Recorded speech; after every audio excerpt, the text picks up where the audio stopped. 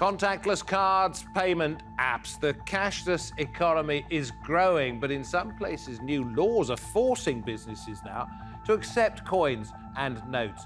Is it time for a cash comeback? Welcome to Roundtable.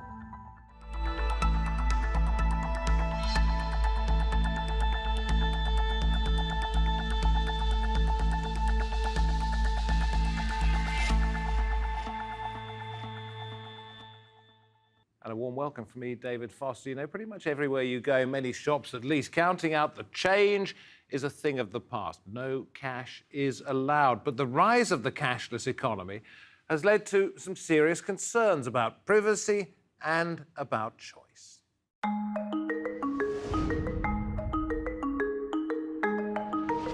At this London cafe, cash is off the menu.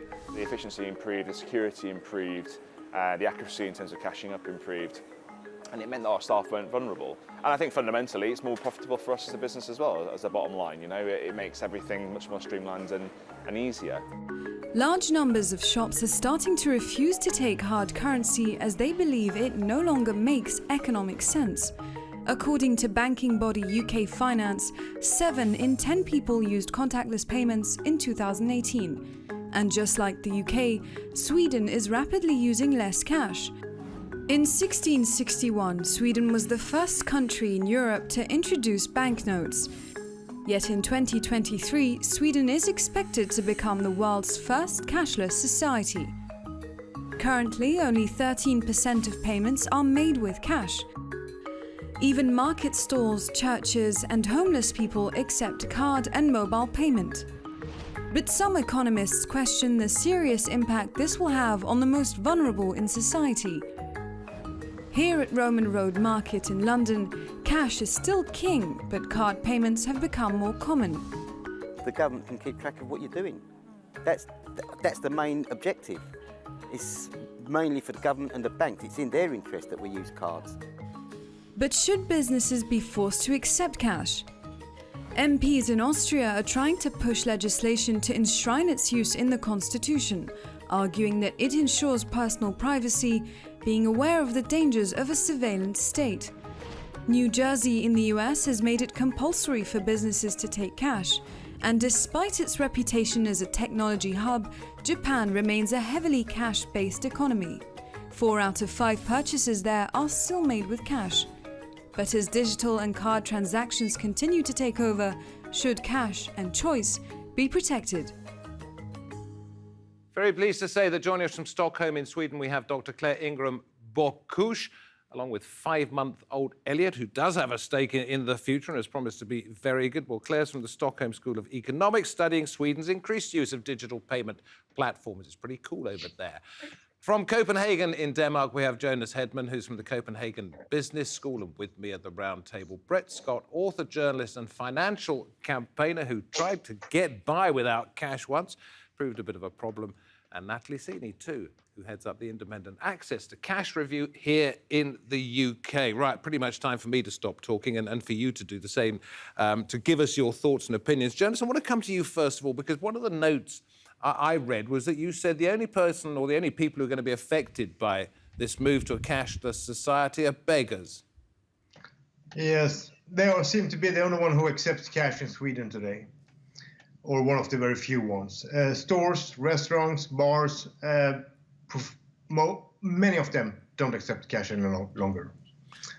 And that is a long story for why they've done, but that is the case today. But it's a rather flippant thing to say because, of course, there are suggestions that elderly folks, the homeless, beggars, people who are financially illiterate, people in remote communities. Elliot, your time will come. People in remote communities all over the world, they are going to find it difficult. And we're moving into an area where they are not being given an opportunity to follow. Yes, that's very true. Then one should remember that Sweden, or part of Scandinavia, the Nordics, are fairly well developed when it comes to digitalization. When it comes to, say, elderly people, most of them or all of them that do pay with cash have to withdraw the cash somewhere, and that's the ATM.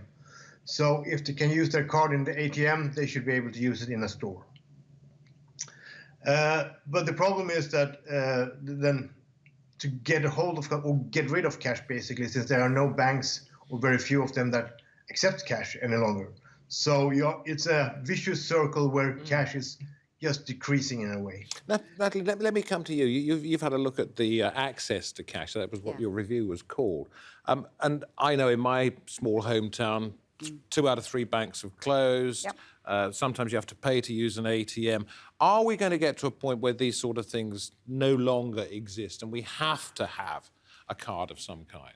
We are certainly getting to the point in the UK, and we're only just behind where the Nordics are, where the cash infrastructure is falling apart.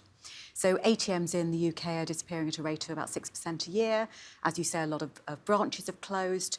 Shops are starting to say, well, I'm only getting 20% of my transactions through cash, and paying cash into my branch is expensive. Well, because there isn't a bank to pay it into anymore. There isn't a bank to pay it into, so my costs and my security is going up, and are therefore not taking cash. And we are in a vicious circle. And I think one thing we took from Sweden is that if you sleepwalk into this, your infrastructure disappears. So as they're finding in Sweden, you might be able to get cash, but you can't use it because shops won't accept it. So for the people who, at the moment, digital doesn't work, and in Sweden we heard there are definitely people for whom digital doesn't work. In the UK we estimate it's about 20% of the population. They are left unable to pay for things and unable to be paid, and that's pretty difficult in society. And Claire, we'll come to you in just a moment because I want you to talk about the points you made about how fast it is all happening, but people with cash. And you were one of those people. You had your card stopped, or you reported it lost, or whatever. You cancelled, and you had to get by in Sweden, Brett. Yeah, which you can't do. With cash. Yeah, I mean, this particular story was I was about to go to Sweden and my card was cancelled the night before. So I had to draw out some cash and hope for the best and actually using it in Sweden, which I was not able to do at all. And there's a huge class dynamic to it. I mean, basically, you can find places in Sweden that accept it, but they're going to be in your more peripheral areas or any sort of, what do you want a better term, upper class establishments won't take it. And that's the same in the UK. There's a very big class dynamic to this issue. People who sort of see themselves as kind of modern and, rising, like to see themselves as being, those are the ones who are most likely to be anti-cash normally. It's absolutely true. And there's the common misconception that the issue we're talking about is the old. No, actually, we're talking about the poor. So if you earn less than £10,000 a year in the UK, you're 14 times more likely to be dependent on cash than if you earn over £30,000 a year. And the reasons for that are quite clear. Actually, if you haven't got a lot of money, you cannot afford to use digital, because you might go overdrawn, you might incur a charge. If you've only got £50 for the week and you've got £50 in cash, you cannot overspend. Okay, so there are dangers, and Claire, Elliot's been fantastic so far. He'll probably pipe up now, won't he? But tell me about the headlong rush towards this that you're seeing, that people aren't perhaps prepared enough. So before I mention the kind of rush, the one thing that I'll add to what Brett has just said is this insider-outside dynamic also is in relation to Swedes and non-Swedes. So the group that is seldom talked about but is actually very important for the economy is tourists. We've seen a lot of tourists like Brett coming into the country expecting to be able to use their cash and being in downtown Stockholm or downtown Malmö and being unable to buy a cup of coffee or even worse still, not even a bus ticket. So that's a fairly significant dynamic that is also just important in relation to the economy. And I think the thing that we've seen here when you speak about how fast it's gone, is just that nobody's really expected it. It hasn't come from the top down. It's not like the government has said, oh, right now we're going to be cashless, which of course has been the case in other countries, or is becoming the case in other countries. What we've seen is this kind of grassroots movement where banks have developed applications and individuals have picked them up. And slowly but surely, you can't buy a bus ticket without cash, unless you have a credit card. You can't buy a cup of coffee without a credit card or Swish. And that leaves both the outsiders that Brett described, people on the kind of class and economic periphery, but also people from outside of Sweden, outside of the fold, if you will. Let's talk about whether people should be forced to take cash. Jonas, you've been quiet for a little while. We'll hear from you first on this one. It's happening in places such as San Francisco, in Austria. There are a number of places where there is a backlash, as it was described. Do you think that's something we're going to see pretty much everywhere? In Sweden, I don't think so, because there's no gains for any politician to enforce such a law. So, and I think that is the big issue in Sweden, if we look into this a little bit historical, a decade or a little bit more, is that the unions are in favor of a cashless society or cashless business, I would say, because in order to protect the members from robberies. So the unions are in favor of this transition. And then the politicians will not talk against the unions because they won't make any votes from being in favor of cash. So I don't think it will happen in Sweden, but it might very well happen in other countries, Germany, France, and so on. And I know you've probably got thoughts on this one, but let me throw something else in, and that is that when you have a pretty much cashless society, you have to trust where that money is coming from and who's handling it for you, as opposed to having the filthy lucre in your hand, which is much more reassuring in many ways.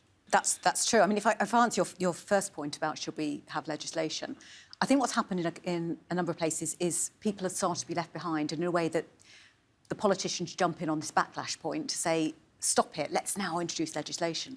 I think the UK, if we take action now, doesn't need that sort of legislation. In the UK, it feels a bit draconian to say every coffee shop in Britain has to take cash. But at the moment, lots of shops are going cashless because they can't bank cash. And that feels like the wrong way round.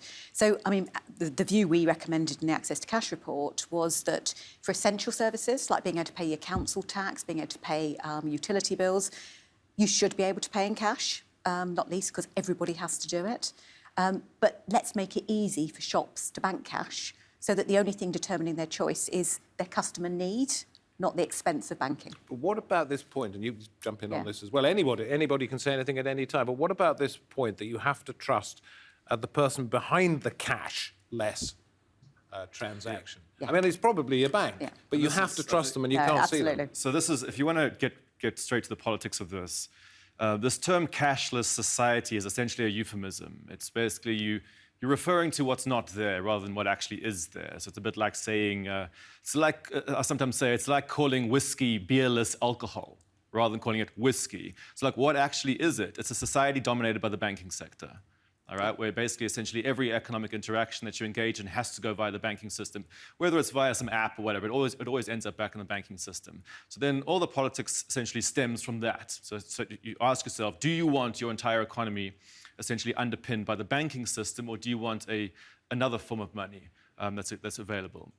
And once you get real with that question, you can actually go forward. And then there are two types of cashless transactions, whatever you would like to call it. There are the ones that are perhaps backed by an e-government currency, and there are the banking ones as well. So perhaps we should move more towards a centralised government one. Claire, you're nodding?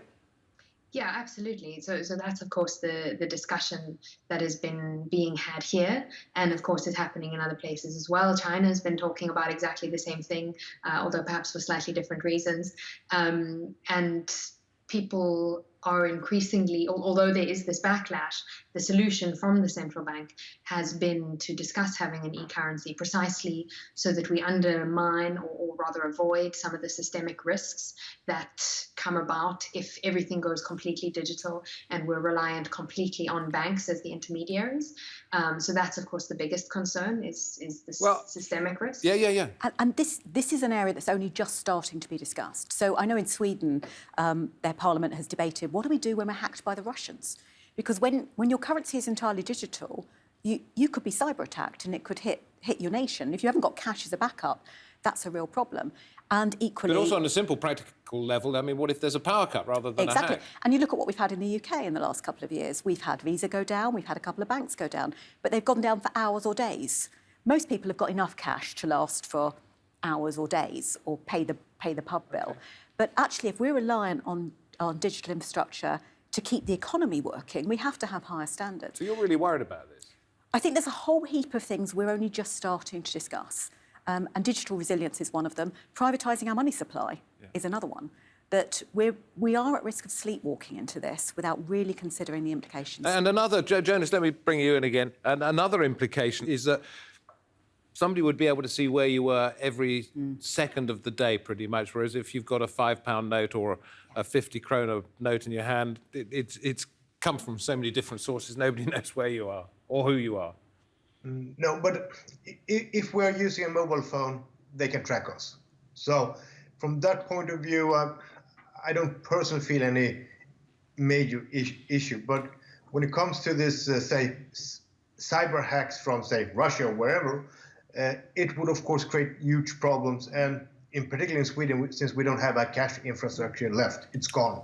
It's dismantled. So I think there are 2 cash depots left in Sweden, one in Gothenburg and one in Stockholm. And so there's no way we could today revert back to a cash society. So why didn't somebody at the beginning foresee this problem? Perhaps somebody in authority. Maybe you highlighted it, because Natalie, they and see say, it coming. listen, I'm sorry, it's too dangerous. We can't do it. They didn't see it coming. And this is something the Swedish central bank are now saying very, very loudly across the world. We sleepwalked into this. Don't do the same. As Claire has said, this wasn't planned by anybody. Technology was there. The banks worked very collaboratively in Sweden to create Swish, which makes it as easy to pay each other peer-to-peer as it does to text message. It took off. People started using it. The banks said, hang on, running ATMs costs us money. Running bank branches costs us money. Let's close them. So they went. Shops said, hang on, we don't have the costs of cashing up. There's no bank branch to pay money into. Why don't we go cashless? Most of our customers use it. So they stopped taking cash. And is it too late, as Jonas says? It is in Sweden now too late. I'd like to challenge So the standard narrative is always that this has been driven by some kind of organic, bubbling process from below. But you've got to be aware that the banking system, Visa, MasterCard, all the major financial intermediaries have a natural incentive to undermine the cash system because it competes with them. So if you think about it, cash is a kind of public utility that has no champions. It doesn't have advertising on the tube in London, for example. Nobody promotes it, whereas the private payments industry has a huge lobby behind it and makes lots and lots of money from this. So sure, in a sense, we, quote-unquote, sleepwalked into it, but there was a very strong force pushing. We were led as sleepwalkers. Exactly, into it. and then this whole point about if you use the initial impetus, getting people to switch, as a justification for eroding the cash infrastructure, which of course then makes it harder to use it, which of course then feeds back into making digital more attractive. So you create these feedback loops. And this is essentially what a powerful industry will do, and which is why everyone will slowly just suddenly find themselves, quote-unquote, choosing to use digital. Japan, very, very much at the forefront of the technological revolution. And yet over there, they say, sorry, we want to keep using cash. And one suggestion I've read is that that's because, A, they have very little crime, and secondly, they have confidence in the system and there's no money laundering. I've heard the same, and also Japan has a lot of tradition. There is a lot of ceremonial... Sorry, counterfeiting as opposed to money laundering. Yeah, I meant, yes. Counterfeiting. But there's also a lot of ceremonial implication about note giving. But it's fascinating because some countries you'd think, hey, they're quite technologically advanced and their banking system's very good, they should be close to cashless. Germany is 80% cash, same as Japan. So it's not always where you expect. So what's the difference in the culture then between Denmark, Sweden, as we have represented here, and Germany? Take Japan out of it because these other three countries are so close to one another. Is it because they don't like authoritarianism in Germany? Well, because Germany of what also perhaps has happened? Same with Austria? There is some of that. I mean, when I asked the Swedes why they were so advanced, they said, you've got to understand, we haven't been invaded for 200 years. When our banks say it's safe to do something, we trust them. No, that's not true in Germany. Germany also has a very federalised banking system, whereas the Swedish banks have all worked together to create one common platform. So there's some differences in the banking structure, differences in culture. We're a global economy now in so many ways. Therefore, there has to be some kind of harmonisation. And Claire, Jonas, anybody here, I'm wondering how you square that. If countries such as Japan, perhaps Germany, Austria, are in the no camp, if you like, and Denmark and Sweden, among others, are very much in the yes camp. How do you get some kind of international parity? Claire, what do you think?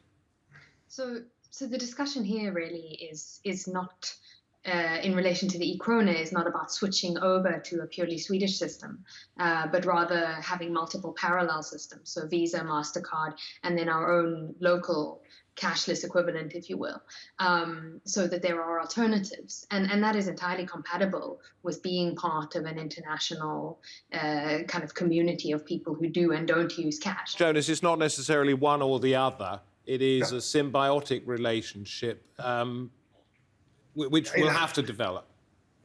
So the thing that has happened in Sweden has been, as Brett said there, this different kinds of feedback loops that have played in. But fundamentally, if I go to myself, it is very much about convenience. So why should I go past an ATM and withdraw cash and then go into the store when I just can use my card there?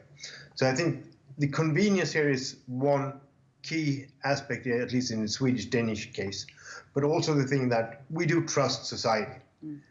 We trust the government, we trust banks. We are, so Scandinavia, the Nordics, we are outliers in the world. But not everybody does, and therefore we're going to have differences of opinion and of practicalities as well. Therefore, do you see some kind of two different systems, if you like, existing side by side and being able to work? I think my fear in the UK is that the cash infrastructure will disappear for all the reasons Sweden's has, because the economics don't work. And to Brett's point, no one's promoting it. It's a national infrastructure and yet not funded as such. But I mean, the obvious difference is at the moment, I mean, we probably have less trust in our government than we've ever had. So as opposed to in Sweden. But that therefore makes it worse, because people won't all go digital, they can't all go digital, and yet they don't have the choice of cash. So we need government action to step in and protect a cash infrastructure for the people who need it. And let's just make this real. In the UK, 20% of us don't have a decent mobile signal.